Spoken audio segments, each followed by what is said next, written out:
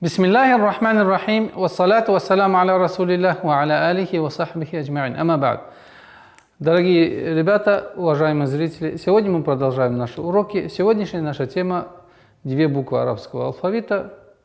Эти буквы айн и гайн. Итак, буква айн пишется таким образом. Обратите внимание. Транскрипции можно написать таким образом. Айн. Итак, буква айн. Обратите внимание. И в транскрипции айн. В начале слова, в середине слова, обратите внимание. И в конце слова. Следующая буква у нас буква гайн. Твердый звук. Гайн. Обратите внимание.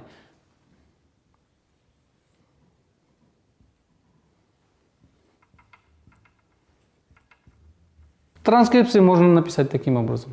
Итак, буква гайн. Обратите внимание.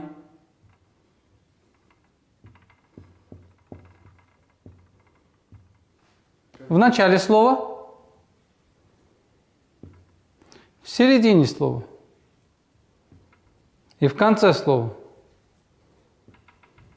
В кораническом контексте букву айн и гайн можно различать таким образом. В середине слова и в конце слова будут заштрихованы.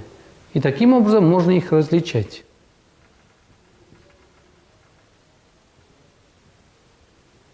Дорогие зрители, а теперь давайте прослушаем, как нужно проговаривать букву айн и гайн. Итак, повторяйте, пожалуйста, за мной. Айн. Айн. Еще раз. Айн. Айн. Вторую букву, которую мы сегодня прошли, буква гайн.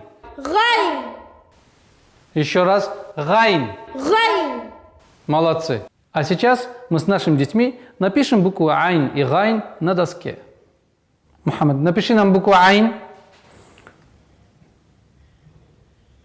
Молодец. Маша Аллах. Маша Аллах. Садись.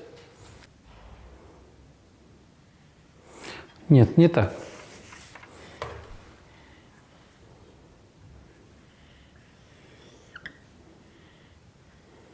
Дело. Садись. На этом мы завершаем наше занятие. Ассаляму алейкум ва рахматуллахи ва баракатух.